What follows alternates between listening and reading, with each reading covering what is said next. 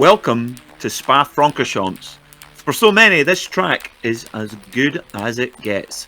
Since Juan Manuel Fangio won the first Belgian Grand Prix back in 1950, reaching victory lane at this iconic circuit sits high on the bucket list of any pro driver.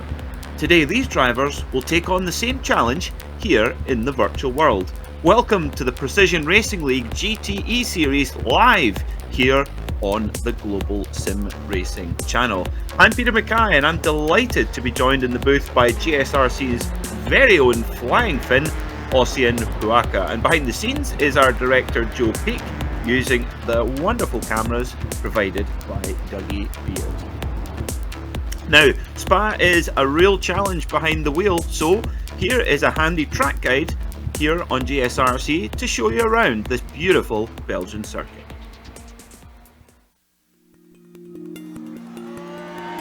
Welcome to Spa-Francorchamps. Less than an hour's drive east from the German border, this Belgian track has come to define racing for many different eras in the sport. It's no wonder it continues to entrance drivers when you look at the stats. The 7 kilometers over the course of a lap includes more than 330 feet in elevation change as it weaves its way through the Ardennes forest. Packed into this is 19 turns, some of which are considered among the most famous in the world of racing. Corners like La Source and Blanchemont have been on the lips of drivers for decades. But by far the most notorious is Eau Rouge and Rétillon. Typically referred to in name by just the first section, it dips low and swings left, then compresses and climbs to the right up a massive hill. The sequence ends with a completely blind crest that sweeps to the left and leads onto the incredibly long Kemmel Straight. The bravery required to be fast through there will pay off towards one of the most popular passing spots at Lacombe. Eau Rouge is exemplary of the rest of the circuit though. Most of the turns are incredibly fast and many include much of that signature elevation change.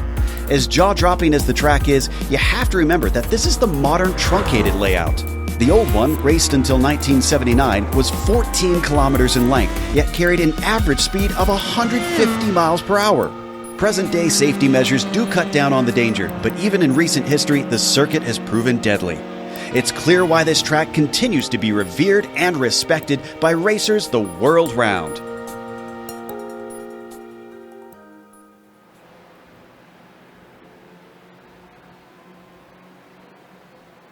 So there you are then, that's the way around this wonderful Spa-Francorchamps circuit, one of the most iconic tracks anywhere on Earth. Handing to you now, my wonderful flying Finnish colleague, Ossian Puaka. Tell us a little bit about the finer details of this particular circuit. Well, Spa-Francorchamps, thank you, Peter. It is a wonderful circuit, 7 kilometers, 4.5 miles almost, winding down the Ardennes forest, going up and down over these wonderful crests. And it's like a perfect racing circuit. If somebody could design a racing circuit from scratch and they would have to fit the modern length requirements, then it would be Spa-Francorchamps. You go from La Source hairpin, you accelerate down the hill towards Eau Rouge, Rétillon, and then up the Kemmel Straight and on towards Lacombe, where you come down the hill to Rivage, also known as Brussels, then do Jackie X Corner, Pujon, and so on and so forth. It's just so fast. It has such a wonderful flow, and it's a challenge for any one of these drivers, and they all know it well. There's not a single race car driver that doesn't know Spa-Francorchamps. You have to know it. And one of the things about iRacing here especially is how easy it is to go off the track here. Sadly, not quite the challenge it used to be. Before 1979, it was a 13.5 kilometer circuit, 14 kilometers almost. And nowadays it's 7 kilometers, it's half the length, but it still is a demanding circuit and a fine challenge for any driver to tackle, Peter. I'm getting very excited at the thought of watching these wonderful GTE cars go around this wonderful Spa-Francorchamps circuit. As always, today's race is brought to you by Simsa. Simulation Motorsports Affinity provides many consulting services, from completely customizing simulators to managing teams, individual drivers and complete events. They are working hard to bring organizations, companies, manufacturers, teams and drivers together at one place to support and promote sim racing internationally. They're also bringing virtual and real motorsports by providing a network between these two involving sim racers, real drivers, teams, managers, engineers, and of course, motorsport fans alike. You can find out more about how you can get involved at simza.net.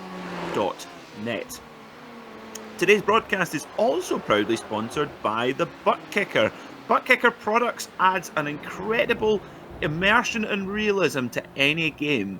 Feel every nuance and truly put yourself in the driver's seat. Check them out at thebuttkicker.com. Now let's take a look at our championship standings and see how our drivers and teams are getting on. Ossian, what do you see? Well, what I'm seeing is a Drivers' Championship that is very much still out there on the open. Abner Acosta leading the championship with 135 points. Behind him is his teammate who he's been battling all season, Bruno Asturi. Now, interestingly, Abner has been on the record saying Bruno is a little bit faster, but he's going to take the crown nonetheless. We'll see how that turns out. Paulo Munoz has been rising to the occasion at the midway part of the season. He's sitting in P number 3, just 1 point behind Asturi. Then it is the flying Chilean, Rodrigo Mees, who always brings his fan club to the chat. Let's see if they're out there today as well. Rodrigo Mees sitting in 4th place, ahead of the fastest American driver, the United States driver, Michael Ross, who is known for his muddy black Ford. But we also have a teams championship here on PRL GTE. How does that look like, Peter? Well, at the moment, it's Level Motorsports who are on the top level. They're on the highest level with 259 points. Just behind them, though, is Punto CL Racing Blue, just 20 points behind, so very close indeed. In 3rd is RSR eSports by G Performance. 4th is the Punto CL Racing Red Team. And finally, in 5th is L1 eSports. Now, let's take a look about what you can expect today in this Precision Racing League GTE race. So as you can see, you've got, this is what I love about sports car racing. We've got variety, we've got Porsche, we've got Ferrari, we've got Ford, and we've got BMW, all battling it out to try to conquer this Spa-Francorchamps circuit. We'll go for 60 minutes, but don't worry, we will have a pit stop as well, because our drivers are actually limited to a 65% of their fuel cells, so we're expecting them to come in anytime from about halfway to 2/3 of the way through the race. Now, interestingly, the one thing I should really draw your attention to is the incident cap. Stop and go penalty at 13 incident points and a complete disqualification at 20 incident points. Now, on most circuits, that wouldn't be much to worry about, but here at Spa-Francorchamps, the track limits are vigorously enforced, and we see it being a big feature in a lot of races. So, we do need to keep an eye out on that to see if any of these drivers are getting close to that limit. At the moment, the drivers are out for qualifying right now with just 8 minutes to go. If you are curious about getting involved in iRacing, you can find out more on how to start your iRacing career on iRacing.com. Also, are you looking to take advantage of GSRC's over 1 million global monthly impressions? That almost terrifies me, actually, that many people hear my voice. I feel sorry for them. From official series sponsorship to commercial placements, we have advertising options customizable to suit your company's needs, and you can follow the link in this video's description to learn more. We would love to hear from you here at GSRC. Now, Ossian, I know while we've been getting our housekeeping out of the way, you've been looking at qualifying closely. Who's topping the timesheets at the moment? It's Felipe Ruiz, a bit of a surprise name, really. Felipe Ruiz is topping the timesheets at the moment in his Punto CL Racing Red Machine. 2:12.1 is his time, ahead of Javi Utreras. So those guys really on a form out there today, with Rodrigo Mees rounding out your top 3. Rodrigo, actually last season, he was second in qualifying and then sadly got disconnected before the race start. So he was really unlucky. Let's see if he's more fortunate out there today. Paulo Munoz is 4th and Abner Acosta only 5th, so the Level Motorsport guys not quite on the form you expect from them, but we still got a lot of time left in the qualifying.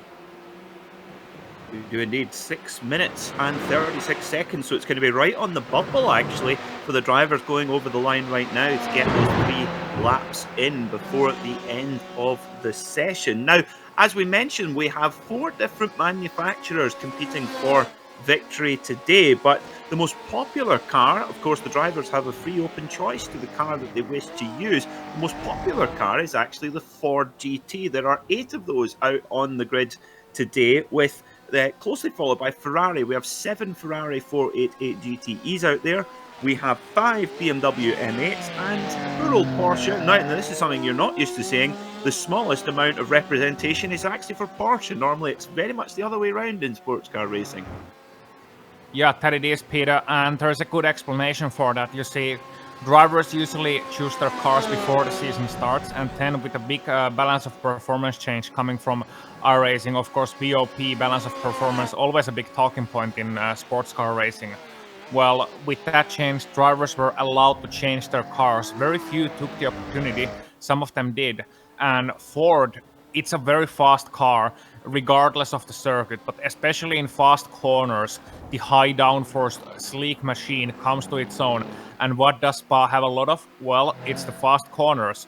You have very, very fast places here. It's not the fastest on a straight line, it's fast on the high downforce corners, and that's exactly why you see a lot of Fords. Now, you got Ruiz, Utreras, Mees, and as well as Asturi in the top 5. You got 4 cars of the top 5 are 4 GDs, with Abner Acosta and Michael Ross as well, right up there next to Bacigalupo as well. So not only are there 7 Fords or 8 Fords in this race, all of those 8 Fords are in the top 9, and that's astonishing. That is certainly dominant for, and I have to say the Ford GT is an absolutely gorgeous machine, and I just love the story behind the Ford GT in its most modern iteration and how it came to be. You know, there was a small team in Ford's Dearborn headquarters that basically there was a very small number of people within that organization that actually knew that the car was being created underground in the facility in Dearborn in Michigan. And basically the engineers were given a blank sheet of paper to create a GT car that could go and beat Ferrari at Le Mans. And basically what they came up with has an amazing amount of silhouette of the original Ford GT that went and won 4 times in a row in the late 1960s, and I think that is very cool indeed. And of course, we just here at Spa-Francorchamps, we've got the Jackie X corner, which of course Jackie X won in the Gulf Ford GT40. So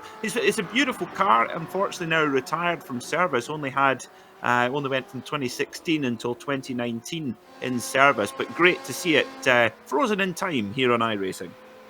It is, and we also got a man who certainly isn't frozen, and he's Rodrigo Mees, who just took the pole position, being the first driver to go under 2 minutes 12 seconds here on this qualifying session. Now for comparison, and this is not an unfair comparison because the car has changed, we are racing under different conditions, so on and so forth, but the pole time last season was 2:12.7 by Jesse T. Stevens, and now it's 2:11.9. So this driver is certainly going very fast out there indeed, and it's still very tight near the top, Peter, because it's Mees, Munoz, and Ruiz. All of those guys within 0.2 of a second.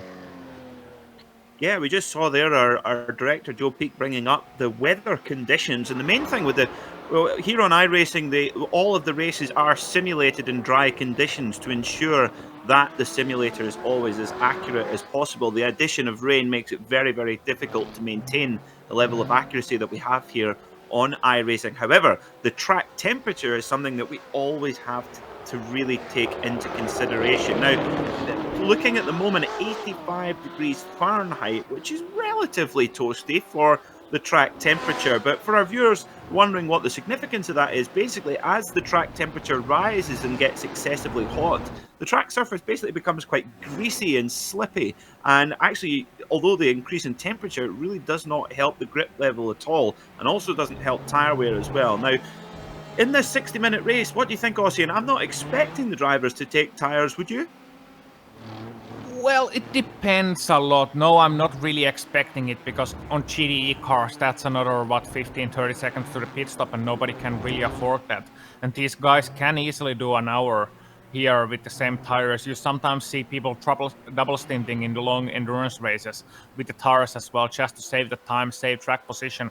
And it's always a difficult call, but here, no tires. By the way, just saying, 29 degrees Celsius is the track temp for those wondering, and that's 302 degrees Kelvin, I do believe, Peter. So that's all the units, all the reasonable units out of the way. I still think we should use Kelvin as the universal measurement of weather, just to not leave anyone confused or leave everyone confused. Either way, works for me. I have to say, I said this before the broadcast. Every day I spend in the booth with you, Aussie, and it's always educational. 300 degrees Kelvin, so it's about 10 times Celsius. Would that be right? Well, yeah, sorta, kinda, because the absolute zero where Kelvin is calculated from is somewhere around minus 273 degrees Celsius, I do believe. So it's just, you pretty much like add that to whatever the Celsius number is, so you get the Kelvin. And meanwhile, another interesting news brought up is Abner Acosta. We can't get into the pictures with you, but he's all the way down in the 6th, our championship leader, and Bruno Asturi, he's in 5th as well. So none of those guys are going to get the lead, as Mees is on his final lap right now. He's not going to make it over the line for another one, but he's going to be able to finish this one. So let's see where our pole sitter will stand. Yeah, and then here at Spa, the track position is well, it is well, especially with a quality of field that we have here today. The track position is very hard earned, so these qualifying laps absolutely critical. And so you see Filipe Ruiz coming over the line. He goes to pole. Oh, right at the dying moments there. Filipe Ruiz flashing the lights. Oh, he's happy with that one in the Ford. That is an electric quick time. Goes on pole position, Filipe Ruiz, by 7/1000 of a second. What a great job. That was a heist. That was an absolute heist. Rodrigo Mees was already celebrating with one hand. He was already, nobody goes faster than that. And then Filipe Ruiz goes and takes the way. Now, what will Juan Rivas Brea do? He's in the highest placed BMW right now, on the 10th position, in that wonderful livery. And that's the Skulls and Dragons racing team, with Fly or Die in the back of the car. And I'm sorry, but I have to just say it. It's Skulls and Dragons racing team, because that's such a metal name for a racing team. It's pure heavy metal, turning up to 11. And let's see what his last time is. 2:12.7. He improves, but doesn't rise up the order, sadly so.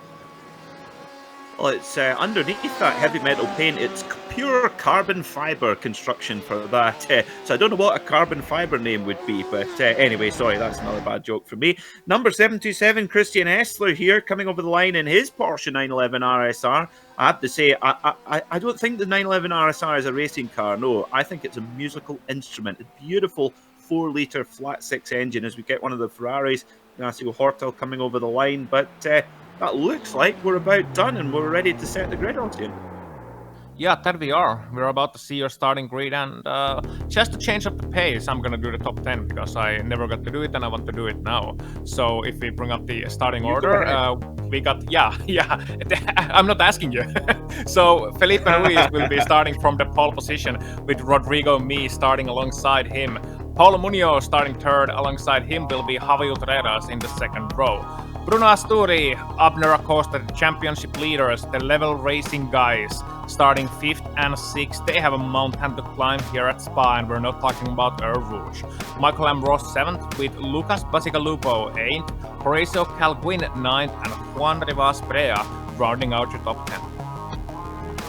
Must say, Oisin, you read that much better than I would. Well done. I'll give you that top 10 more often. So, in 11th is Don Squirak. 12th is Rafael Russo. On row 7 will be Christian Essler and Pablo Valenzuela Uribe. I'm sorry for that. Row 8 is Luis Payne Jr. alongside Ted Lowendick. Row 9 is Ignacio Hortal alongside Eduardo Avila Gac. Row 10 is Miguel Lopez Torres and J.R. Williams in 20th. Nick Wittehag starting 21st, Ken Rodriguez 22nd, Jason Rimkus 23rd, then it's Stacey Kyle Danigan 24th, and Anderson Schmid rounding out the 25 driver field. So even though you don't see a vast amount of cars here, it's still a plenty, and it's in this series, especially PRL GTE, it's quality over quantity very much at this point of the season. We're at round number 6, Peter, and when you look at the field and when you look at the drivers who are ready for the rolling start here, well, they must be thinking what a challenge they got ahead of them. They certainly do, and of course we see them piling up now behind the iRacing pace car, and it is not a very long parade at all. As we see, we're just about just in front of Blanchimont on the exit of Stavelot there, so not much time for these drivers to get any heat into the tyres, and crucially the brakes, because the braking zone coming down into La Source turn 1 is always a hotspot for action. And do remember that these GTE cars, by the regulations, do not have anti-lock braking system. They do have very good traction control systems that can be adjusted on the fly, but no anti-lock brakes. And when the brakes are cold, that requires incredible finesse to not lock up going into turn 1. Exactly, and that's a good point to make, Peter. No anti-lock braking, they got two-level or two-way traction control, meaning you can adjust both the how active or how strong the traction control is and how early it kicks in as well. So that's a very good adjustment to make. And one thing to mention about turn number 1, as is typical with PRL GTE, the Precision Racing League GTE series, we got an orange zone all the way through lap number 1, and that means any incidents happening on lap number 1 will be looked at with extra care by stewards, and that's a measurement that has worked very, very well to reduce the amount of lap 1 shenanigans and turn 1 shenanigans by proxy too, as they get ready to get underway, Peter. Our iRacing pace car has pulled away, and we see Philippe Ruiz. He actually has a little GSRC logo running on the buttress of his Ford GT. So thank you, Philippe, for representing GSRC. We will remain impartial. That's half a second per lap. Thank you very much indeed. That, oh yeah, at least that adds an extra 1 bar of boost to the turbo. So they're coming into the bus stop. I've just realised that Rodrigo Mees has it as well. So the front row locked out by GSRC factory cars. Anyway, 2 Ford GTs, they will be getting into the gas. Here we go. Green, green, green here at Spa-Francorchamps as we all pile down towards turn 1 of La Source. This is where it's really, really tricky to avoid that action, but it looks like Ruiz has got away cleanly.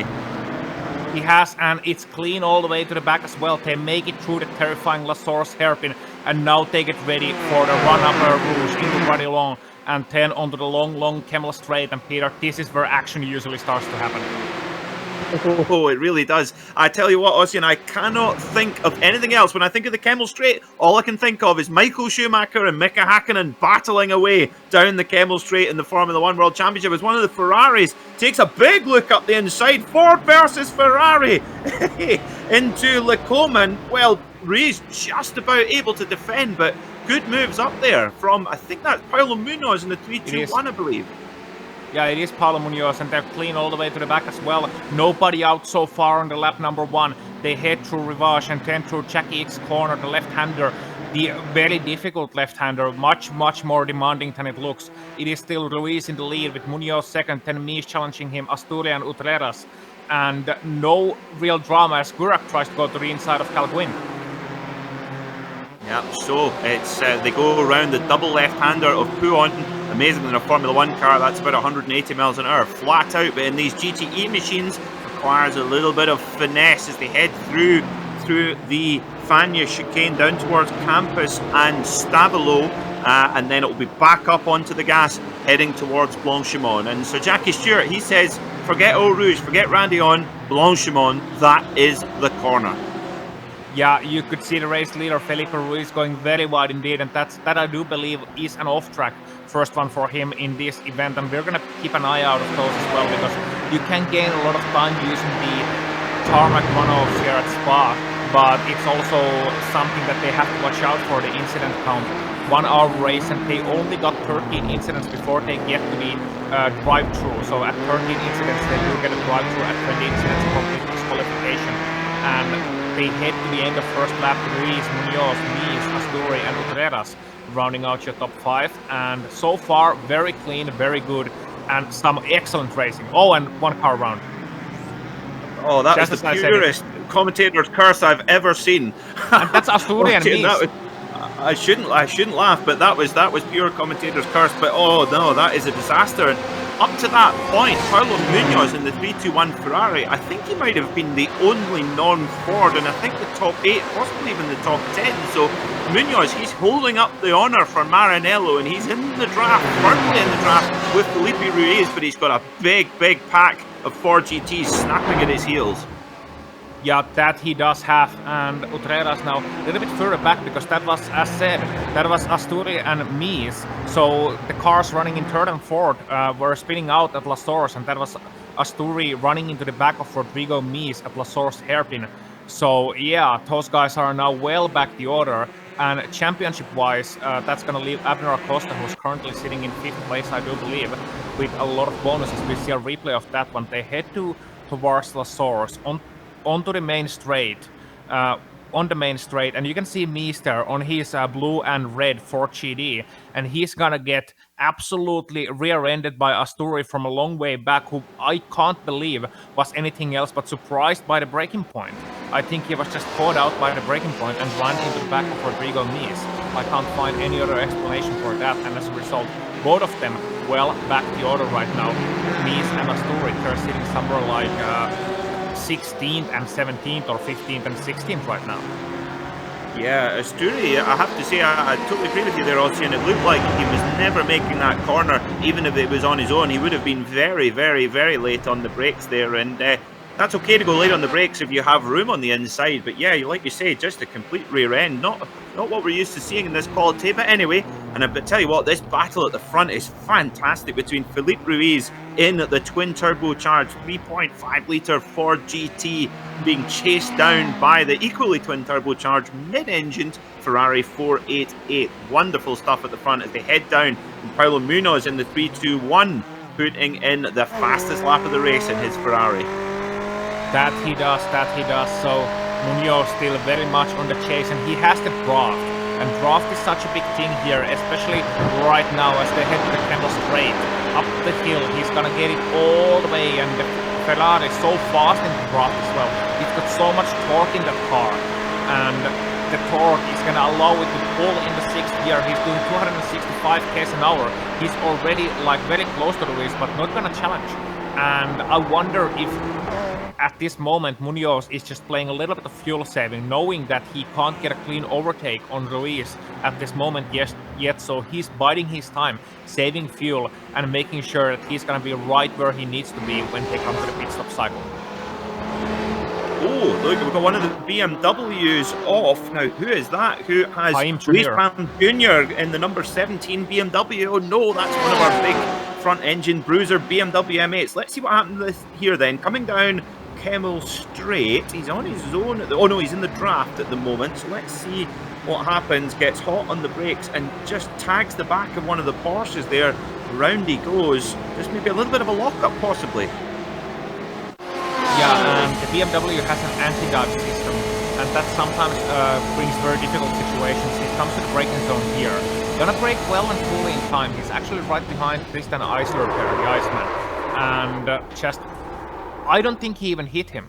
I think there was just, he locked up the front, or the rears, rather. Went down the gears right quickly and locked up, and that's a car around. Thankfully, no damage. Yeah, I think you're right, Ossie, and of course that you're right. In the BMW there, it has a Bosch electronic system which basically flashes like a Christmas tree when you're locking up, and I have to say it is just make your heart just sinks as soon as you see those lights flashing at you, because you know that you're in trouble with the brakes breaking up. So our first example of the lack of anti-lock brakes catching out one of our drivers. There's Rodrigo Mees. He is now, after that unfortunate incident, he's got a lot of ground to make up here. I'm just looking to see where he is in the order. He's outside of the top 20. Oh, sorry, my apologies, in 12. My apologies. He's on the move, so that's good. That's good. He's recovering some time. Yeah, and he still got time, unfortunately for him. That means he's already 10 seconds behind our race leaders, almost 9.8 last time around, and he's gonna lose a lot of time, so podium is gonna be very far. Meanwhile, our leaders still continue to be very close to each other, but Munoz still lifting, so no need to go to it. Instead, let's stay further back here. Let's see these cars heading towards Le Combe and out of it as well. It's wonderful pictures, but I must say, at this very moment, all this lifting by Paulo Munoz and the way he's staying put is gonna allow Utreras and Ross and Acosta and Pascalupo, all those guys staying in the lead pack so far. So it's nothing settled, nothing decided just yet. But I must say, I know it's Peter, it's one of your first times doing this series, and I wonder, how do you like that muddy black Ferrari that Michael Ross is driving? Because I think that's just gorgeous. The Ford. Sorry. The Ford. Oh, I have to say, this is I think one of the most beautiful cars that's been released in the last 10 years, both racing car or on the road. And of course, this car was designed as a racing car, and then they had to basically sell some road examples of it to basically satisfy the regulations. And £440,000 for a Ford GT road car, and they even had the luxury to choose who they could sell them to, and each buyer was given a contract. 2 years they were not allowed to sell it. That is now expired for many of the original customers, and they're now changing hands for over £1 million. And well, although it had a very short time in competition, just 4 seasons, well, it deserves a great place in the illustrious history of Ford in motorsport. And of course, only one has made it into private hands for racing. Of course, the number 85 wins for GT that won on the road at Le Mans last year, but of course was later disqualified. Yeah, so you got the train together for the lead, and now I wonder, Munoz is saving fuel early on, that much is clear. He's lifting onto Le Combe, but I wonder what Javi Utreras will be doing. Will he be saving fuel in the draft, or will he decide at home? This guy in front of me, he's braking very early. I wonder if I got opportunities in terms of positions. We're going to see now. Yeah, Utreras has really closed that gap very quickly, and he's now, as we head down the Kemmel Straight, he's right on the gearbox of Munoz, and here he has a little look. He says, oh, he just shows his nose, and of course it's that bright orange nose of Utreras' car, so Munoz will know he's there. Utreras around. No, there you go. In the middle of the track. That's Acosta. That's our championship leader around as well. Abner Acosta is on the left side, and he's with damage, and he gets overtaken by everybody. Oh, that's a single car. That's not quite a single car incident. Eisler out as well, and we're gonna need a replay of that one. So it all started Javi Utreras making a one car error there, Peter. Yeah, he made one small error and it turned into an absolute mosh pit. You were talking about heavy metal earlier. Well, this is like a heavy metal concert here. Oh, so unlucky. That is every racing driver's worst nightmare. I'm sure racing drivers have bad dreams about those sort of incidents where there's just nothing you can do. You come around the corner, the yellow flag, your eyes are up, and wham, you're into the side. Oh, that's gutting. Yeah, that's gutting, and nothing wrong with Utreras did there. He spun, he lost it, he was on the brakes, but the car just slid on the inside line into the path of poor Abner Acosta, who saw it coming.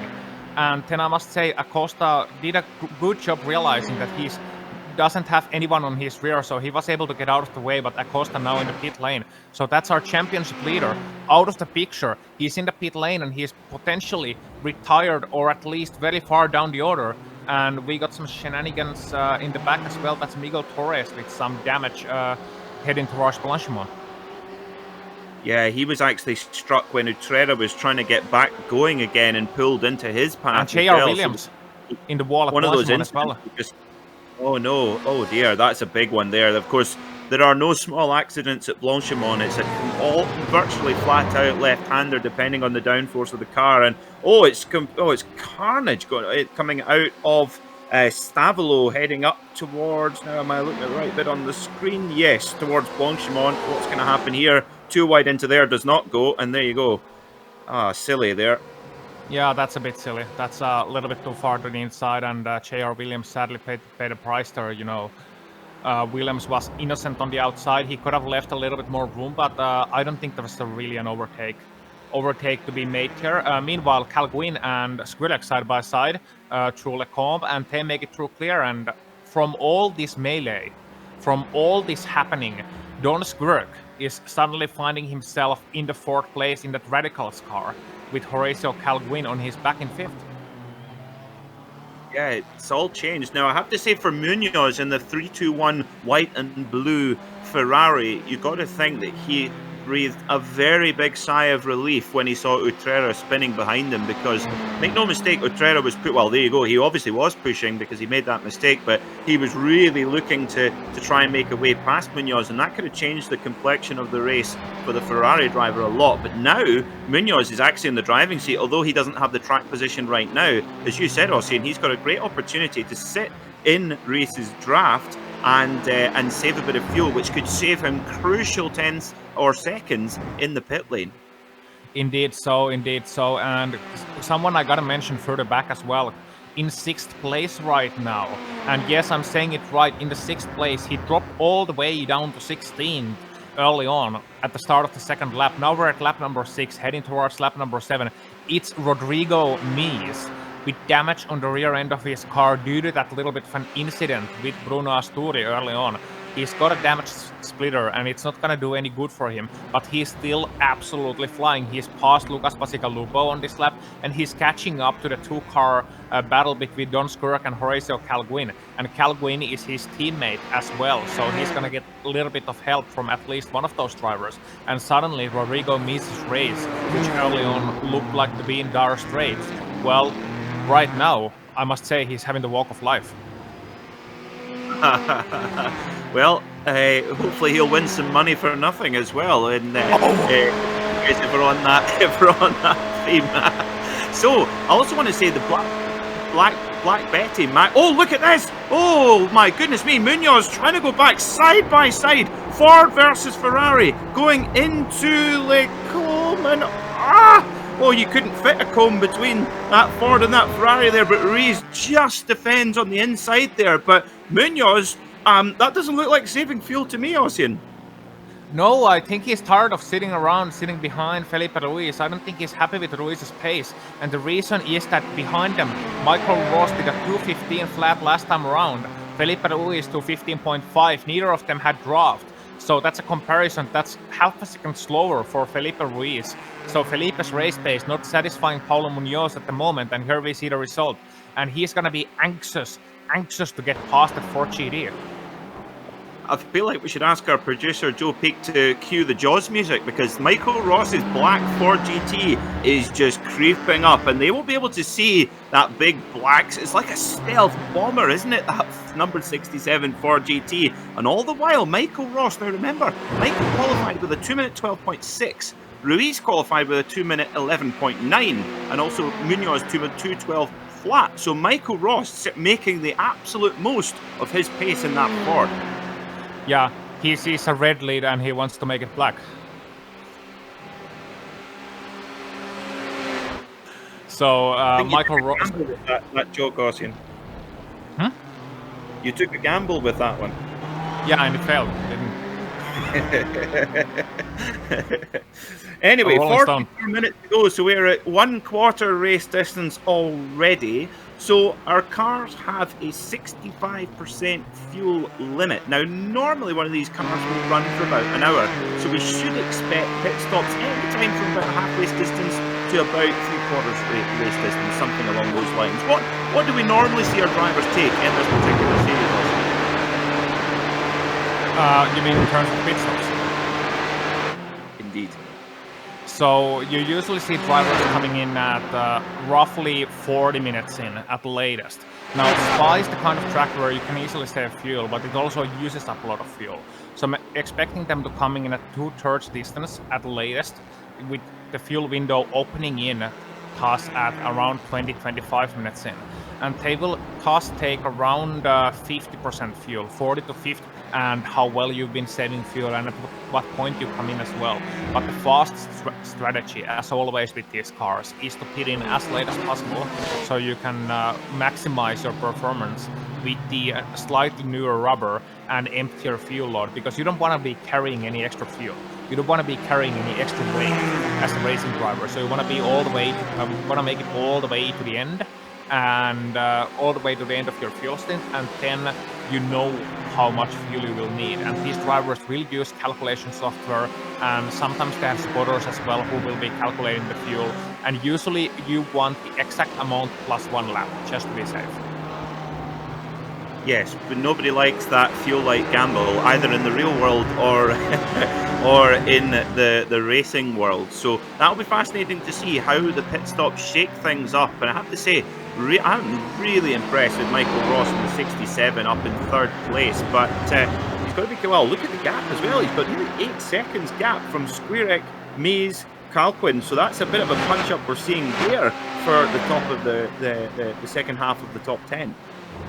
Yeah, and speaking of punch-ups, you got Mees here on the pictures, and he's catching up good. So he's doing very well for himself so far.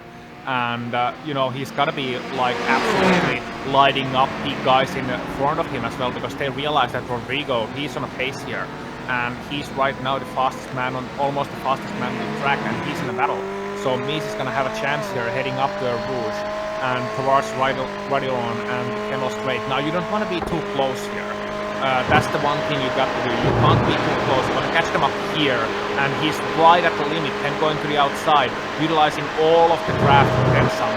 And he's got the pass halfway done, but now he's gonna break late. Oh, and he's gonna leave. He's gonna leave. Yeah. So yeah, that's Mees is really on a tear here for sure. He's, of course, remember he got turned round, and basically I think he was as low as something like 15th, I think, Ossian, after that incident where he was punted going into turn 1, and already he's up now to 4th place. Now, that's probably not good news for Michael Ross, who's hanging on to that last spot in the podium right now. So let's see how much space that Mees can catch up, but he's doing a great job at the wheel of that 88 car. He's caught up 2 seconds to the leaders in the last couple of laps too. He was 11 seconds away, now he's 9.6, and we got Asturi meanwhile in the pictures. Now he's all the way back outside. Oh, he's had trouble this lap, yeah. I was thinking he was all the way back outside the top 10, and he was 8 after last time, and this is gonna be heading to Rivage, as they call it. And is he just gonna spin around on the braking?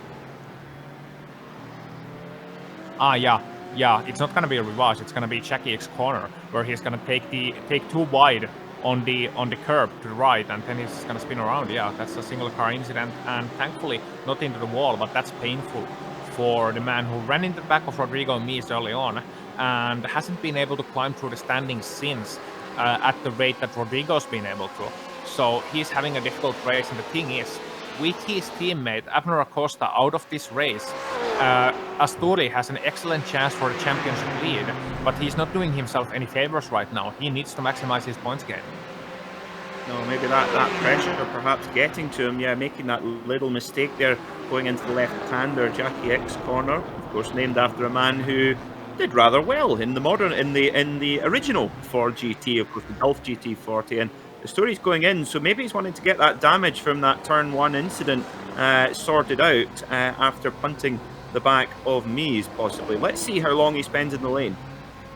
Yeah, and this makes sense if he has damage, because and meanwhile back for the leaders as well, we got Paulo Munoz finally actually making the move on Felipe Ruiz at the end of Kemmel Straight. He went up the inside, and Ruiz actually gave him the position fairly easily, because we had an inside line for Paulo Munoz, and we're gonna jump on replay with that one, Peter, and it's a very typical Kemmel Straight overtake. Yep, yeah, as I mentioned, your fellow countrymen Mika Hakkinen and Michael Schumacher battling down there in back in the late 90s in Formula 1, but it's McLaren versus, normally it was McLaren versus Ferrari, this time it was Ford versus Ferrari, and yes, I suspect maybe Ruiz has thought, I've had enough of doing all the hard work at the front, I'll just drop in behind you, and you can do all the hard work, and I'll now save some fuel. And of course, that Ford has a very, very detailed dashboard on it as well, which gives good information on fuel usage per lap. It even tells you what your miles per gallon is, and it is depressingly low, something like 4.5 to 5 miles per gallon. Not quite your economical family hatchback. No, that's more like 45 to 50 miles per gallon in it. I'm not sure because miles per gallon don't say anything to me. We use liters per 100 kilometers, as funny as that is. Yeah, it's always a different measurement for something. It's usually us Brits that are the ones who are usually awkward. So let's see then, is Felipe Ruiz going to be awkward for Paulo Munoz here, and or could the Ferrari man, could he lead away? And I have to say, if Paulo Munoz can get ahead and can perhaps win this race, what a great result that would be with a complete car park full of 4 GTs behind him. Yeah, absolutely. He would be kind of like Gilles Villeneuve in the early 80s, late 70s, early 80s, leading with his Ferrari against much stronger rivals, and usually Ford powered rivals as well back in that era. So Cosworth powered rivals. I'm gonna be interested to see what Paulo Munoz's lap times are gonna look like, because he did a 2:14.4, but he had an easy overtake on that lap and a bit of draft, and he's actually defending the inside from Felipe Ruiz there on the straight line. I wonder why. Because he's got to know that Ruiz gave the position fairly easily to him last time around, and he's not going to be under threat either. I wonder if he's trying to break the draft or what's happening here, but yeah, it doesn't look like Munoz is focused solely on the clear track ahead. He's keeping one eye behind him as well. Yep, and as you know, if he's got one eye behind him, he will not be able to deploy his ultimate pace. And all the while, if these guys swap position anymore, that's going to give the impetus to Michael Ross in the black stealth bomber, Black Betty we could call her, the Ford GT number 67, of course. Ford winning their 4 Le Mans 1966, 67, 68 and 69, and those numbers were put on the side of the cars when this new version came in back in 2016. Yeah, no wonder. That's gonna, I wonder if Ferrari guys were happy about that one. That's basically... I doubt it. Yeah, that's basically, shoving it in your face. Felipe Ruiz really on a charge behind Munoz. He's trying hard to stay on the back of the race leader, going very wide indeed, right? And heading up the straight before Blanchimont that isn't straight at all. And... Still very much tied up in tow, and gaining a bit on the straight line as you expect with the draft. Now the run up Blanchimont and from Blanchimont isn't quite as steep of an uphill as it is when you come into the Lacombe, so that's less of an effect for the draft, but bus stop is still an excellent overtaking position. However, not as excellent as this next one, and I must say Ruiz is looking a little bit closer, and if he can nail this fearsome Rouge Radion complex, then he's gotta be within a shout to actually force Paulo Munoz to defend once again. Of course, the Ford has very, very good downforce, so you're making the downforce completely purposeful. It's very much a race car that was then converted to a road car. The Ferrari is sort of a halfway between as well, and as we see, Ruiz takes to the outside now. Munoz has to go defending, but able to hold off. It is difficult to make that move stick if your rival goes to the inside. So well defended there from Paulo Munoz in the Ferrari. And that gap back to Michael Ross is staying pretty steady at the moment, but one small mistake. Oh, Carl Quinn's gone off in 6th place in the 666 machine. Oh, the devil is in the detail here at Spa, and well, that is not good news for Carl Quinn. Yeah, and as we're gonna watch the replay, Carl Quinn was side by side with John Skirk heading towards Lacombe, and as they come to the corner, you're gonna see Carl Quinn go to the outside here, and 10.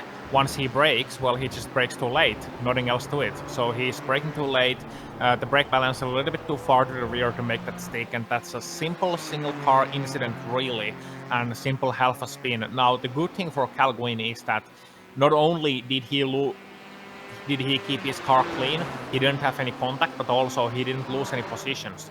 And the man behind him right now, actually, want to give him a shout out, that's Slick Ted Lowendig, who's climbed all the way from 16th to 7th. Wow, in a field of this quality, that is an incredible charge there from Ted Lowendig from the Ohio club in the Ferrari. So one of the few Ferraris up in the top 10 right now, but a brilliant charge from him, and those incredible Hulk bright green wheels obviously bringing him some luck. And oh, there's a Porsche as well. I feel like we haven't given any love to the poor old Porsche 911 RSRs there that's in there now. Would that be Uribe who is in Uribe. checking my notes? Uribe, is he in the Porsche, or is that Porsche a lap down? No, that's Pablo Uribe. He's sitting in 8th place. That's Paulo Uribe in the 23. I just wanted to make sure. Yeah, so he's the top Porsche right now in the normally aspirated mid-end. Now, interestingly, this 911 RSR, the 2017 version, it's been incredibly successful in its tenure. It's now been replaced by a twin-turbo version, but this is actually the first mid-engined 911 race car because the engine went from the usual rear engine position and was swapped around with the gearbox, and that's all to do with the big rear diffuser that we see on this RSR 17 edition. So, and that made all the difference, and the car went on to win Le Mans, Sebring, although it didn't win Daytona though, strangely. And Peter, you want to be careful with that. You want to be very careful with that because the engine is on top of the rear axle, and Porsche say it's still a rear engine. Some say it's mid-engine, but Porsche themselves say it's a rear engine just about. But for all intents and purposes, it is more weighted towards mid-engine. But by a technicality, they can still say it's somewhat rear engine because, you know, Porsche brand and so on and so forth. So that's a very interesting case.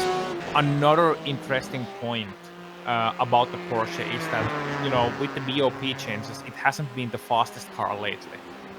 So it still takes a very brave man to select the Porsche for this series, but it hasn't been, you know, useless either. And I want to see the Porsche come back a little bit stronger perhaps next time in the BOP update. But the BOP right now, it's quite good. It's very good. And with the BOP, you know, people will always complain about it, won't they? It's always race car drivers, you know, oh, my car is a little bit slower and so on. Default is always anywhere but between the wheel and the seat. Oh yes, that is for sure.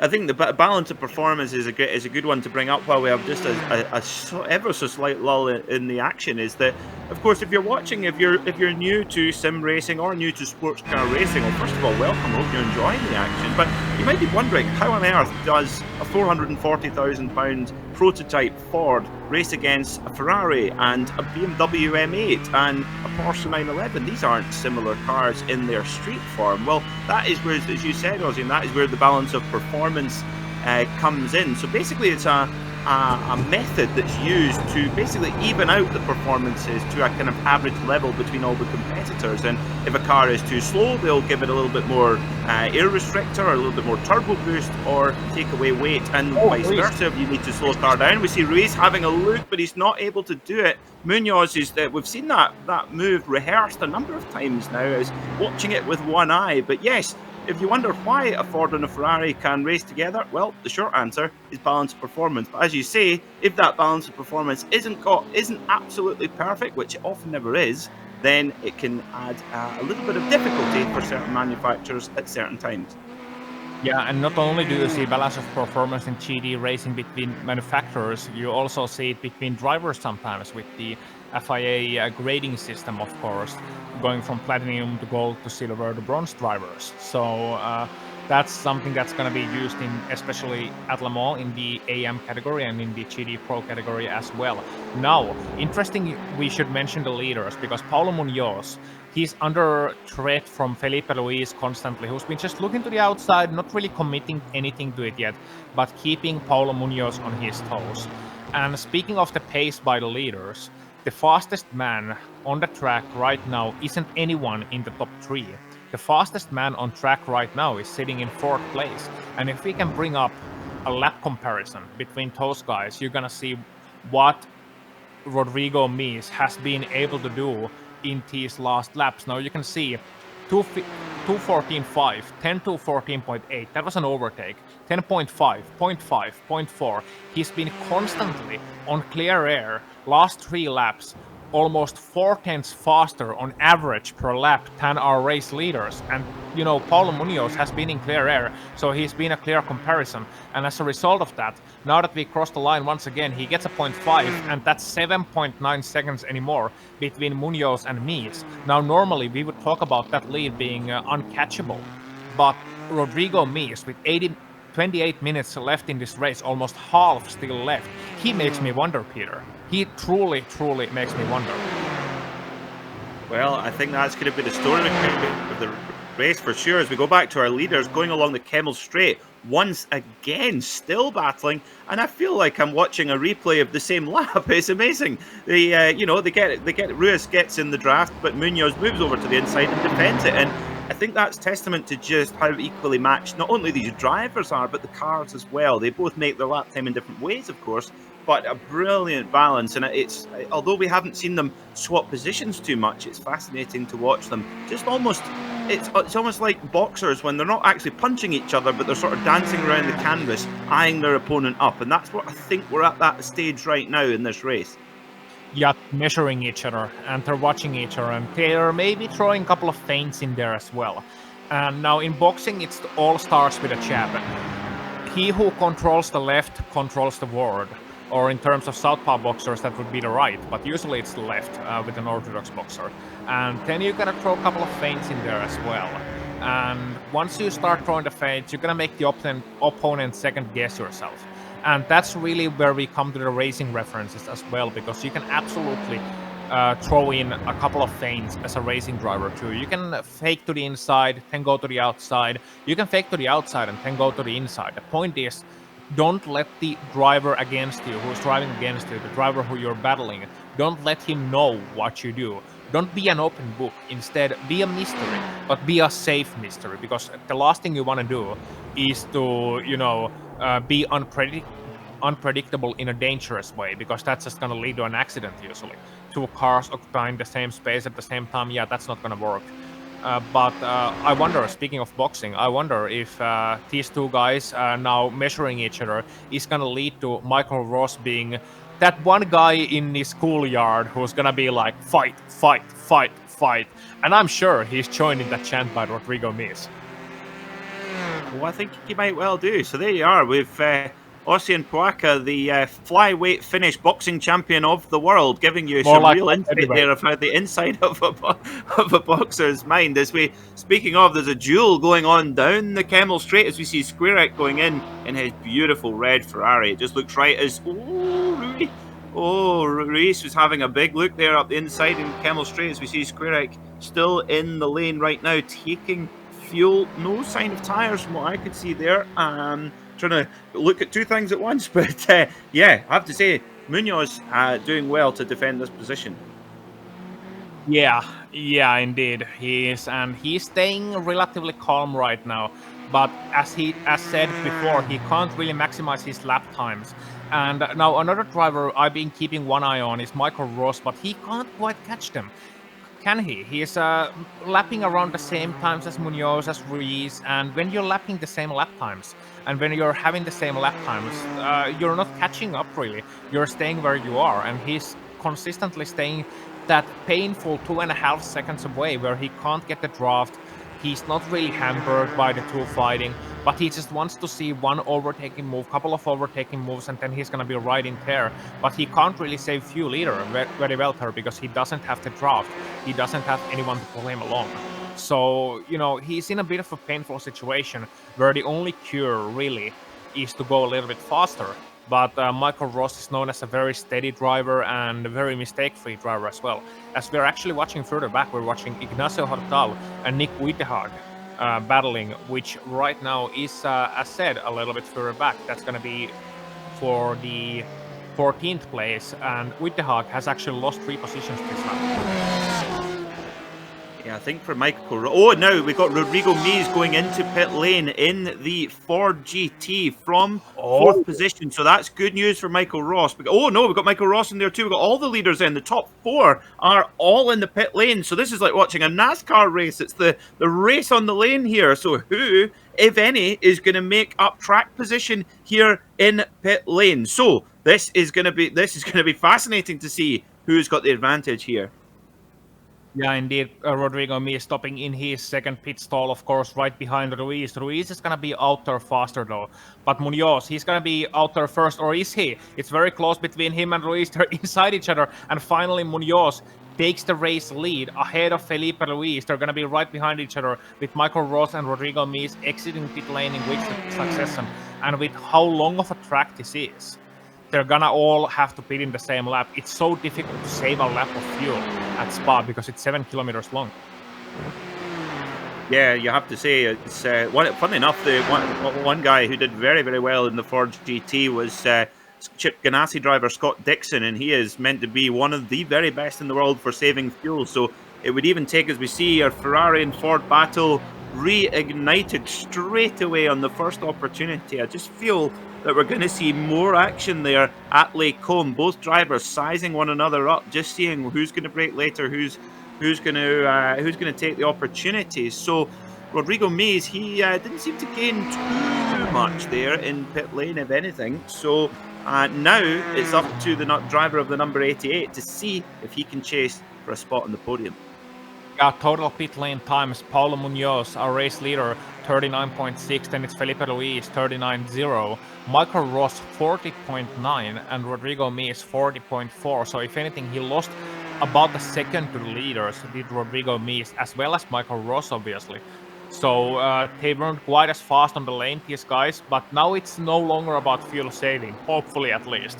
Now it's all about battling with these last 22 minutes. They were quite long stops, and I wonder what the pace is going to be like between these guys, Peter. And now, of course, you know, this is a good point to get a little bit of betting going. Obviously not illegal betting, we're not betting anything but our pride. So between Paulo Munoz, Felipe Ruiz, Michael Ross, and let's throw Mees in there as well. Who is going to win this race, Peter?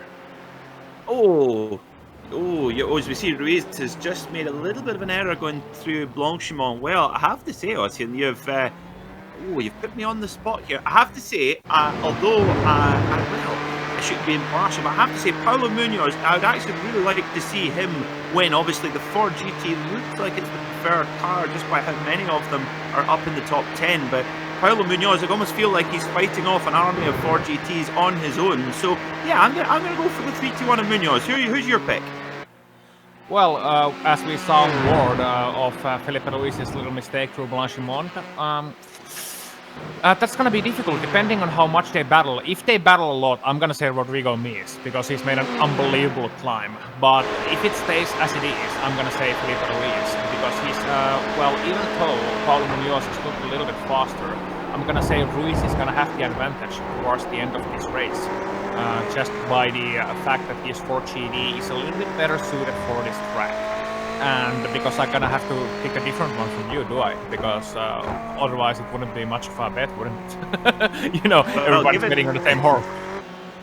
Given that you're so polite, you let me go first, which was very nice indeed. And I went for the underdog as usual. So Pablo Valenzuela Uribe, goodness me, try and get that out in one go. Number 23 in the Porsche, getting his way through into 7th position. So he's holding up the honour for Weissach in his 911 RSR, and brilliant to see him battling away in that 4-litre flat stick, normally aspirated musical instrument that wonderful car is. Of course, all the cars around him all turbocharged as well, which doesn't give the same sonorous beauty as well. But back at the front, there's just no change at all. They're still charging away. Munoz and Ruiz. Is really tricky to tell who is going to come out on top here. It's going to be fascinating to watch. It is going to be a thriller right to the end, as fitting as it is for Spa. And you know, with this track, with the overtaking opportunities you have here, you don't truly know who's going to win this race until they come out of the last corner, with how tight the bus stop is and with how somebody can gain a draft there and, you know, go for a last minute lunch as well. And watching these guys just driving around, you know, the fastest guys in the race lead, it makes me wonder how the level racing guys would have done there. You know, Asturi, the AA team, of course, the AAA team, Acosta and Asturi, two of the leaders there, and both of them well and truly out of the top contention right now. In fact, even Bruno Asturi is now out of this race. So when he pitted early and he's out of this event, as is Arturo Costa. So that's going to give chances to the guys behind him on championship. But here comes Ruiz, and he's getting alongside to the outside, and this is going to be for the lead. Yep, here we go. Oh, a little bit of tiniest bit of contact there, just wheel to wheel, quite literally contact between the two Michelin tires there of the Ferrari and the Ford of Munoz and Ruiz. Well, now that could just be the cork popping out the bottle now, but yes, look at that. The body language of Felipe Ruiz's car, much more shimmying around on the line. I think now it's almost as like they're downsizing each other up. I think that was the first jab you were talking about, Ossian. Yeah, indeed, and that's now once they start dancing, they start fighting, and Ruiz looked to the inside to Rivage as well. So, you know, he had a bit of a look, he had a good run, but he didn't commit to it. However, he kept Munoz on his toes, and it's as if he said to Munoz that, you know, I can pass here if I want. I could send it down the inside. I'm not, but I could send it down the inside, and that's gonna leave Paulo Munoz on his toes a little bit. He can't really relax, so to speak. Even in this middle sector, it's so difficult to nail down just right. It's so difficult to get all these corners, get all the exits. And here they come once again to the straight line. Now it seems to me that Munoz has been able to eke out a little bit of a safety margin for himself throughout all these fast corners. But then comes the great equalizer once again, the straight line. And Ruiz is going to be right on the back of him, come Bastop, come Lasors, and come Rouge Varion. And I think we're going to see a redo of last lap on the Camel Straight. I think so. I think you're right. Just going back to what you're mentioning about the guys at Level Motorsport, Asturi and Acosta, and the disastrous race that they've had, I would actually use a little bit of an anecdote with Corvette. Of course, Corvette racing we don't unfortunately have the Corvette here on iRacing, but we do. The Corvette in the real world have delivered so well and have won a lot of races without necessarily the outright pace, and it's all about delivering and executing the job, and that's one thing where Corvette have been truly the very best at, and that's one thing today where the other teams have just executed the best. As you see, Ruiz gets a very good run. He's getting such a good run out of Eau Rouge and Ravion. They go side by side. Are they going to rub again? Oh, a bit more distance this time. But Munoz right on the grass almost Ruiz there. lifted. Munoz is very good on the brakes.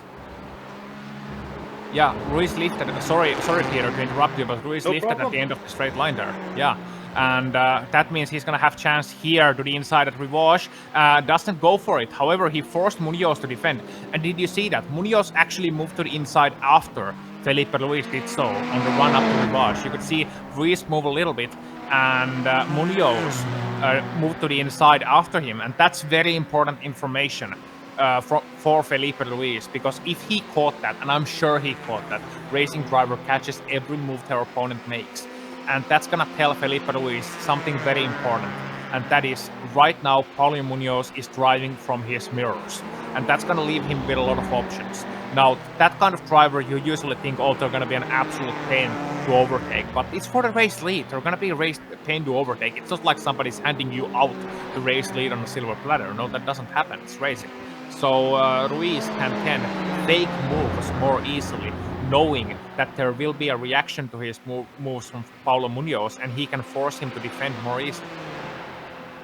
Yeah, Ruiz is definitely pushing him too. He had a big moment, big oversteer moment coming out of Stabilo, the right-hander, onto the back straight there as we head down through Blanchimont, almost flat out there, down into the bus stop. And Ruiz is, I have to say, you've got to say it's impressive for Munoz, still resisting the pressure, has resisted the pressure for quite some time in the Ferrari. And I tell you what, this is brilliant. If you've ever seen the film, Le Mans 1966, Ford versus Ferrari, I urge you to do so. It's very, very enjoyable. And well, we're getting our own version here, live in the Precision Racing League here on the Global SimRacing Channel. Yeah, we are 50 years later, and they are still at it, you know. And and saying earlier on about picking your horses for this event, well, you picked the French one, and I picked the American one. And let's see who's going to come out on top. Felipe Ruiz going to look once again to the outside, I think. Yeah, and he was pinching him a lot last time around. He's not pinching so much this time. He's taking the clean run the outside, and once again forcing Munoz to take the less preferred line through there. Not going to be as close heading to Rivage, however. You never know. He's just, I think he might have a look. I think you make a great point about filling the mirrors, or mirror driving. We always talk about that a lot, how a racing driver is at their fastest when they're looking forward and only forward, but when they've got a big got a big bright red Ford GT in your mirrors. That's hard to ignore, and I think that's what Ruiz is trying to do just now. Is he's trying to just do little fakes, little kind of almost bluff moves, almost like a game of poker we're watching here around Spa-Francorchamps. And I feel like Ruiz is just trying to pressure him, and maybe thinking, well, maybe actually it isn't an overtake that I need. Maybe I've just got to pressure him into making a mistake. Yeah, and it's two sets of Ford versus Ferrari. Oh, and Squiller goes wide for 5th place, and that's going to allow Horacio Calguin to get through on the 5th place. So, as I was saying, that's 2 sets of Ford versus Ferrari. We had one for the 5th place, and Squirrel just pretty much ended that portion of the battle by making a mistake at Pujon, going wide, and that's going to allow Horacio Calguin to get through. Clutch plays from the ex-Counter-Strike pro player, that's Calguin, and his teammate Rodrigo Mees as well. So, good result for the Punto Racing Blue guys, as the leaders are going almost side by side, Peter. I tell you what, Ruiz is able to get that Ford to turn on a dime. It's amazing there into the bus stop, getting the car slowed down, changing direction, and I'm in awe of the skill of these drivers and the maneuverability of that Ford. We know it's a bit of a dragster, we know it's got great downforce, but low speed wise it's got it as well. It's the full package right now. Is the number 11 Ford of Felipe Ruiz. He's obviously got the setup just perfect. So here we go again, another run up Eau Rouge and Radion. So Ruiz is right in the draft as well. We've got a great view on the chopper cam here as Ruiz goes to his favourite outside line. Munoz in the inside line, big distance between them. Who's going to win the braking battle? It's Munoz in the Ferrari once more. Interesting to point out, Ruiz is not really trying so hard right now. He's not really trying to overtake. He's just forcing Munoz to take that less preferred inside line time and time again. You could see it in Ruiz's language. Earlier on, he was really pinching Paulo Munoz down a straight line. Now he's just, pulling out of the draft very early. He's leaving him room, leaving him space to work with, and he's really braking quite early, is Felipe Ruiz. I wonder if he's saving a bit of tires, if he's saving his equipment a little bit for that one last final push, because he knows now, pace-wise, he can stay with Paulo Munoz, but I wonder if those little mistakes early on at Blanchimont, he was being mighty loose. If he has to now, be a thinking man for a moment and apply the pressure constantly, be right there in case Munoz makes a mistake, but also not be too hasty with his attempts just yet, because he knows the race isn't won. We still got 10 minutes left, and if he makes an overtake, Munoz is gonna stay in the draft anyway. So he wants to time it right, and he wants to be in the right position at the right time, which could be on the last lap X in the final corner. There we go. So we've got 10 minutes to go then here in the Precision Racing League GTE series, and it has been an absolute cracker, a masterclass of driving here from our two drivers up the front, Felipe Ruiz and Paulo Munoz. And Paulo Munoz getting a first little bit of gap there, so I think that echoes what you're saying there, Ossian. There's just a little bit more of a car length gap there coming in at the front. So Ruiz, like you say, maybe just keeping his powder dry, just waiting to the final moment. Of course, the points only get handed out when the checkered flag drops, so I'm sure he'll be aware of that. Interestingly, Michael Ross doing a great job to keep the advantage of Rodrigo Mees behind him. He's still just under 2 seconds apart right now. So Michael Ross in the black bomber, look at that brilliant looking car. He's doing a great job, although he's just holding it off a little. You see the Mees is on the charge to a degree, but he's he might well be able to hold on to that place. Well, it's gonna be more and more difficult as time rolls along, because Mees was 0.7 of a second faster last time by. In fact, Rodrigo Mees, to nobody's surprise, was the fastest man on track last time around. So he's been really on a form here, and he was even 0.3 faster than race leaders. But Mees is not yet in the draft range. He's gonna be there by our calculations next lap or the lap after that, which is gonna leave us with about 4 to 5 minutes for Mees to make the overtake. Because once he is in the draft range, he can catch him up on the Camel Straight. You get about half a second there easily in the draft, and then on the run, down Blanchimont towards Rouge, where you're gonna get a couple of tenths as well, and that's gonna make life very difficult for me, for Ross rather, in that black bomber car. Now, of course, everybody's wishing for Ross to stay in the top 3 just because the car is so beautiful, but Mees is gonna throw him a real challenge. Unfortunately for Mees, the leaders haven't battled quite as hard as he was maybe hoping, so that lead is out of the question. But still, just a reminder once again, Mees was punted around in lap number 2. He was in 16th place, well over 10 seconds behind the race leaders. He's been climbing on his own accord through the field and is now 6.2 seconds behind the lead, which in raw pace is absolutely staggering. And he's catching Ross too, slowly, steadily, but he's catching. And if you want to keep an eye out, by the way, as we will be watching the race leaders and the battle for 3rd place, if you want to keep an eye on the lap times of your favorite driver, if you want to stay tuned about the progress of this event as well, you can head over to GSRC.tv. That's GSRC.tv for our live timing and scoring. Take a look on there, see what the lap times are. They always tell a very interesting story indeed.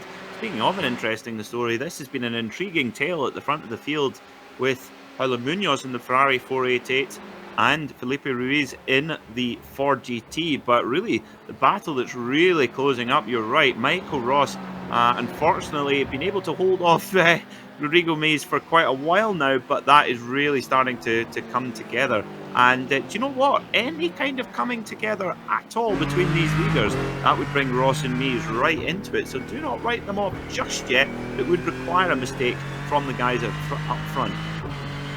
I'm gonna listen in here for a moment, Peter. Yep, Felipe Ruiz, you heard that coming to Pujon. I was wondering because he's been dropping off steadily, and he didn't throw those attacks as hastily. He's been losing a lot of time to our race leader, Paulo Munoz, and once again he's doing it. He's lifting, and that's gotta be a result of short fueling a little bit. There's no other reason for that. So, this is painful, you know. This is painful. He may have taken too little fuel, and he's gonna have to save to make it across the line, and that's gonna mean if it stays as it is, he's gonna allow Munoz to run away, and potentially he's gonna allow Ross and Mees to catch him up as well. It's gonna be close, but yeah, he wouldn't be so slow on his own accord. He's gonna be saving fuel. Once again, lifting very early to the bus stop. Oh yeah, he's totally saving, and he's desperately saving as well. Well, of course, as we said, the Ford does have a really accurate representation of how much fuel you're using per lap and gives you a prediction of how many laps you have left in the tank. So he'll definitely be he might well have his spotter or his team telling him that as well. So I wonder, Ossie, and then here's another question. Does that mean that, does that leave, although we only have 5 minutes left, do you think that maybe leaves him vulnerable to Michael Ross or even, perhaps, Rodrigo Mees maybe? Well, he did a 2:15.1 last time around. He was 1.5 seconds shorter in the box. And he's saving once again. They got a lap car in front of Lafar Russo ahead of him, who won't be any trouble. But Ross did a 14.8, Mees did a 14.5. At this rate, he's not going to catch them up. But the gap is not that big. And if Ruiz has to save even more, if he has to get even more aggressive with the saving, and he's going to lose the draft here, which is going to hurt him as well. So I wonder if he's gonna set to draft the lap car of Rafael Russo here or something, but he's gonna lose more and more time. And if Ross and Mees catch wind of that, they may be charging and at the closing laps to try and catch him up, but I don't think it's gonna be quite enough time for those guys to catch up to our second place. So he should be safe as Munoz goes very wide through Pujon. My, you can see him, yeah, right side of the screen, you saw him briefly there. He went very wide indeed, and he actually lost his car on the entry, so a bit of a mistake, and maybe that's just him relaxing a little too much now that the threat from his mirrors is out. Could be, yes, could be, or perhaps maybe just distracted slightly when going past the lap traffic, maybe just took his attention away, maybe, I don't know, but yeah, sometimes that could be the case, or maybe he's thinking, why is all of a sudden he dropping back? I'm not going any faster. Why is he dropping back? So interesting, of course, at this stage as well, the tire temperature that we have, sorry, track temperature that we have, tires may be an issue, but as you say, that fuel saving, what a shame. Of course, these cars as well, the track temperature has climbed quite a lot, so the tires will be past their best also. Of course, these cars are incredibly clever, the GTE specification cars. They have changeable throttle maps and fuel maps where basically they can switch the engine into a fuel-saving mode where it reduces the power of the engine or the turbo boost of the engine and basically reduces the amount of fuel that you need. But of course, that reduces performance quite significantly. So perhaps Felipe Ruiz will need to be using those modes on his dashboard right now. Kudos to Rafa Russo there. He did excellent. He stayed out of the way on the rundown from Lasoros and allowed both Ross and Mees, who we have in the pictures right now, to get through without hurting them through a roost. That's excellent. That's going to hurt Ross a little bit though, because he's not going to get the draft down the Camel Straight. And here comes Mees to the podium maybe. Yep, he has a look and he thinks he might get this done. Yeah, he's stronger on the brakes in the 88 Ford, moving past the 67 Ford for all of Michael Ross. Well, he'd been chasing down all that time. So now, there, I tell you what, Rodrigo Mees, got 2 minutes 15 left to go. So one lap. The white flag next time, will it be? Next time our leaders come over? Yeah, so this is going to be interesting. Rodrigo Mees, if he can go into that qualifying banzai mode, well, you never know. He could catch up and could get second after being back in 16th on lap 2. Incredible. Yeah, and the thing is, you can't really go any faster than your maximum performance. I mentioned this yesterday actually on the Club Sport, PRL Club Sport Series broadcast, the GT4, where racing drivers, they have 100% is the optimum performance. Now, that's not as fast as the car will go. 100% is according to the conditions. In set conditions, in set point of the race, you have the 100% lap. And then usually as a racing driver, you are under 100% somewhat, a little bit. You're maybe at 97, 95, 96 for the good drivers, 97, 98 for the greats, and the aliens can go up to 99. They can sometimes touch the 100. But that's not somewhere you're going to be consistently. Rodrigo Mees has been in 98, 99 all throughout his charge. Now, if he goes over 100, and if he goes any faster, that's going to mean he's going to have to, exceed the performance of his car, which is going to mean making mistakes, essentially, because you're going faster than the car is capable of going. And that's not something that's going to happen without a mistake. That's going to lead to an error and losing time. But you can see Ruiz there. He's absolutely bleeding all over there. He's cut an artery there. 216.3 last time around, 214.1 for Rodrigo Mees, and dear my me, on the last lap here, he's gonna climb to second place, Rodrigo Mees, I think. Yep, there he is. Yeah, he's getting in the draft here, going down the Camel Straight, and Ruiz is in a world of pain with fuel right now, and Mees is able to just go by him with absolutely no problem. And you've got to think that maybe Michael Ross might get the last spot in the podium, so this has changed on its head completely. So a big mistake on the fuel from Felipe Ruiz. And well, you've got to think, for me, Ossian, that seems a little silly. Just those extra couple of litres could have made all the difference. Of course, you use about a gallon a lap here, roughly, for that car. So it does seem a little bit silly to go too short on the fuel there. Well, hindsight's 2020 in it, but yeah, that's the kind of mistake where if you calculate your fuel right, you're gonna be happy because you saved time on the pit stop. But this time around, it wasn't worth the risk, and he's having to save a lot of fuel. And here is gonna be Ross as well, and I think this is gonna be a slam dunk. Yeah, Ross is just gonna get past on the outside, and Ruiz, who was shooing for the win, is now sitting all the way down to 4th place. He's gonna be safe from there. It's a 20-second gap back from there, but Ruiz, he's gonna be absolutely gutted right now. As meanwhile, back on the race lead, Paulo Munoz, he's been the lone Ferrari, and you were right, he's been the lone Ferrari who's been able to hold off the charge. He has, and he did not put a foot wrong. Amazing drive from Paulo Munoz. He comes around Blanchimont for the last time and leaving absolutely nothing on the table. Full commitment to the very end, and you have to applaud that for the driver of the 321 Ferrari. He comes around the bus stop For the final time then, the Ferrari of Paulo Munoz is your winner here at Spa in the Precision Racing League. He has a big old wiggle and a flash of the lights, and he is your winner. What a stellar champion's drive, but he was pushed all the way as Ruiz is out of fuel as he made it over the line just. Yeah, he just made it over the line. Wow, Felipe Ruiz, that was too close for comfort.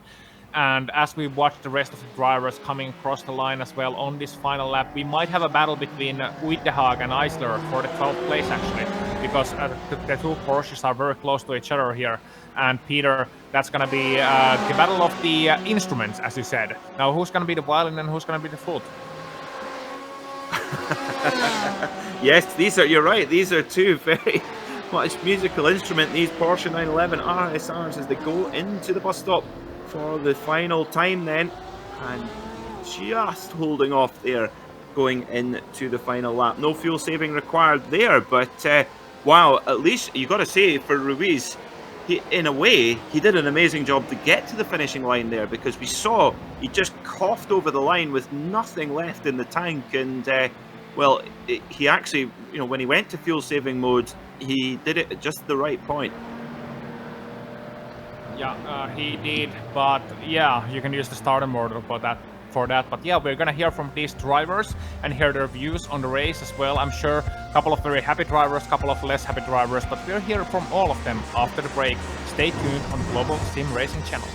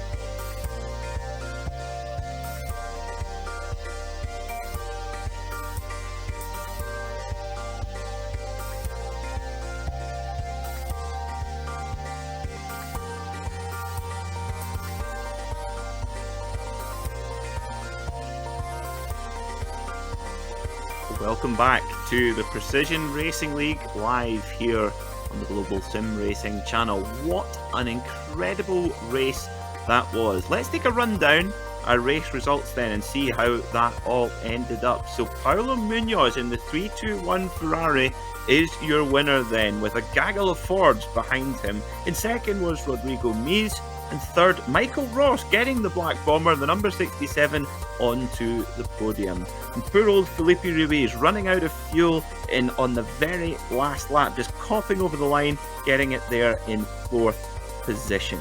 Fifth was Don Squirek, sixth Horacio Calquin, seventh was Pablo Valenzuela Uribe, eighth was Ted Lowendyke, ninth Miguel Lopez Torres, and 10th Luis Payne Jr. How is 11th down looking, Oscar?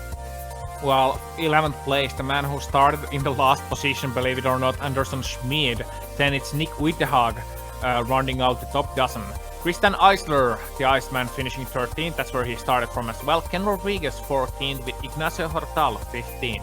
Javier Terreras 16th, then it's Danigan, Brea, Rimkus, and Russo rounding out the top 20, with Russo the last finisher, 3 laps down, everyone else finishing on the lead lap from that list. Your list of retired drivers and the strength of field of that list is quite strong. Lucas Bacigalupo, Bruno Asturi, Eduardo Avila Gach, J.R. Williams and Abner Acosta there. So both your championship leaders out of this event. But there was one man who wasn't out of this event. One man who was able to hold off the 4GD charge. And he's going to hold off the questions from Peter McKay. I hope. Well, hold off or at least answer them. Peter? Paulo Munoz, congratulations on an amazing drive and a great win here in the Precision Racing League. Now, did you feel a little bit outnumbered there in your Ferrari with all these Fords waving around behind you? Hey Peter, hey Ocean, and everyone watching. Yeah, but to be fair, it's been like that for the whole tournament and every IMSA race I've done this season. Looks like I'm the only Ferrari out there. Often you hear where the Ferrari is not the preferred choice. Of course, it's such a beautiful car. Now, tell us about the race. You and Felipe Ruiz, you were just. We actually referred to it as a bit of a boxing match in the commentary box, but not in a boxing match in the terms of contact with one another. Just the way you and Felipe were just sizing each other up. Tell us about your strategy as the race unfolded.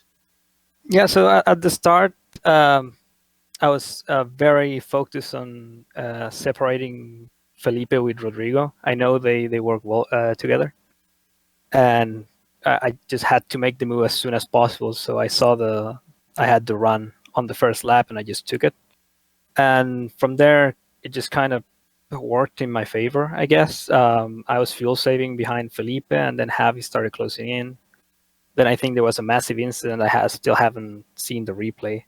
That took many of all my championship rivals out, and it was just a game of fuel saving. I saw Felipe was a bit weak in some corners. He was struggling, so I just thought maybe I can pull away. Went for the move. Sadly, I couldn't pull away, but in the end, it all worked out. Well, it certainly did indeed, and of course, my esteemed colleague Ossian is telling me that puts you up to the top of the championship right now. So, congratulations for that. Before we let you go, and while you're live here on the Global Sim Racing Channel, is there anyone you'd like to give a shout out to on the broadcast? Yeah, first of all, you guys every week do an amazing job broadcasting this. My dad watches the race every week, and he's very impressed with the quality of the broadcast. Also, my team, Pearson eSports. Today, I found out that I've finally been accepted as a full-time member instead of a trial member. So this is a fantastic way of celebrating that, and just all the people watching, I guess, that support this league. Oh, congratulations on your win and congratulations on your inauguration into the team. Congratulations, go and enjoy it, and hopefully we'll see you up here in the GSRC commentary box very soon. Thank you very much, guys. See you next week. Congratulations. So that was Paulo Munoz, and I think our very own flying Finn Ossian Puaka is with Rodrigo Mees. Yes, sir. Yes, I am the man from Chile. And well, Rodrigo, it was an exciting race for you. Just like last season, you qualified second at Spa. This time you were able to start the race and you were at good form early on. But then that dreadful accident happened between yourself and Bruno Asturi. After that, you were down to 16th place. And then we saw one of the most amazing driving performances this league has ever seen, like a phoenix bird from the ashes. Rodrigo, tell us about it. From 16th to 2nd. How? And just wow. How do you feel? Well, hello guys. Yes, it was an amazing comeback. When Bruno crashes into me, I couldn't believe it. But a moment later, my head was 200% focused on the race. So I started passing people, and there was another accident where Abner lost the car, I think, and I passed like between his car and the grass. That was the other great moment, and from there was only to push like there was no tomorrow, you know. I'm happy, but not happy because I knew it was my chance to win again. But well, I don't have bad feelings anyway because 16 to second, you said it's a really amazing thing. I didn't expect it. No, but you still did it. How were you feeling on the last lap, on the penultimate lap, and then the last lap when you saw Felipe Luis being slow? He was out of fuel, and you were gonna be second. I'm sure you wanted to win, but surely a second place is good result, not only from this race, but also in terms of the championship, especially with Asturi and Acosta both retiring from the race. Yes, when I saw Felipe lifting the throttle, I felt bad because he's my teammate, and he was really driving too fast this race. And on the last lap, when I was coaching Paulo, but I saw that I wouldn't make it to the first place. For one part, I was happy because I got second, but another part in my head said that if we had 2 more laps, maybe what should happen, you know?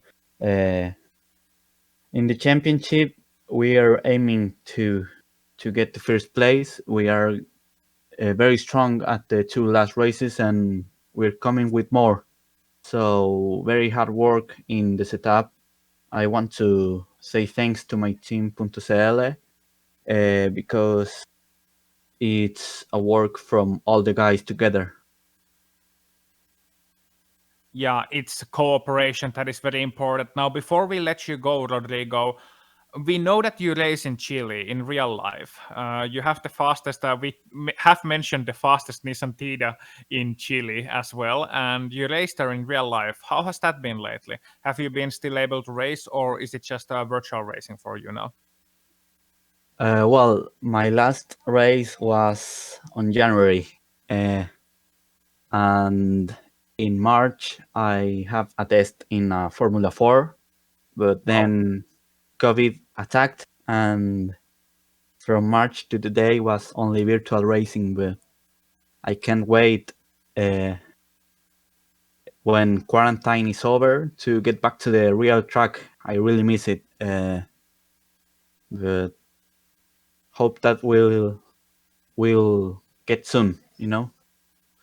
Indeed, that's what we are all hoping. Well, thank you, Rodrigo Mees. And if you have anything you would like to say to your fans or for the viewers or anyone you would like to thank, then feel free to do so, either in English or Spanish. Thank you, Rodrigo.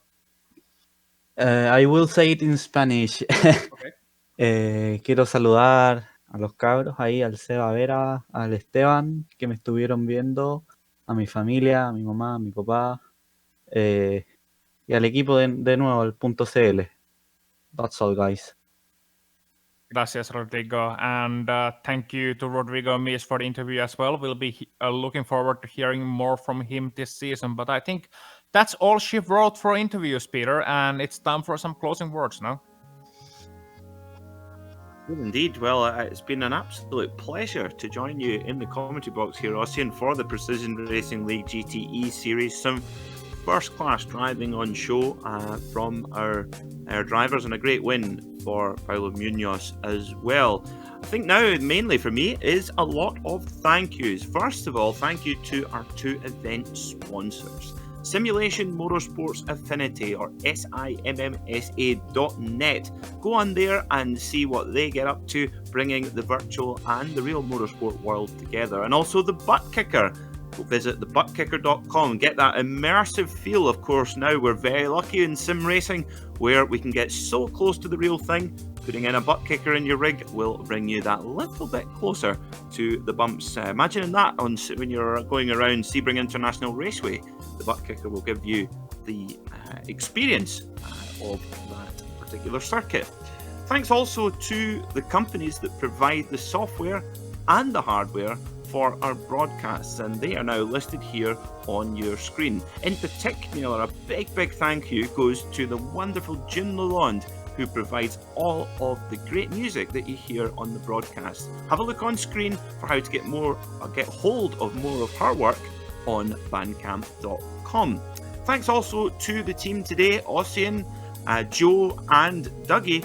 If you'd like to find out more about the Global SimRacing Channel, including upcoming races, you can find it on our website at globalsimracingchannel.com. Or you can go onto our social medias on Twitter at GSR Channel, Facebook, which is the Global SimRacing Channel, and Instagram at GSRC Gram. And if you'd like to represent GSRC at the track, go and check out our merchandise store at gsrc.storendi.com. You can see on your screen right now all of the upcoming races in the variety of series that we cover here on GSRC. So be sure to put them in your diary so that you don't forget. Until next time, race clean, race hard, and we will see you on the track.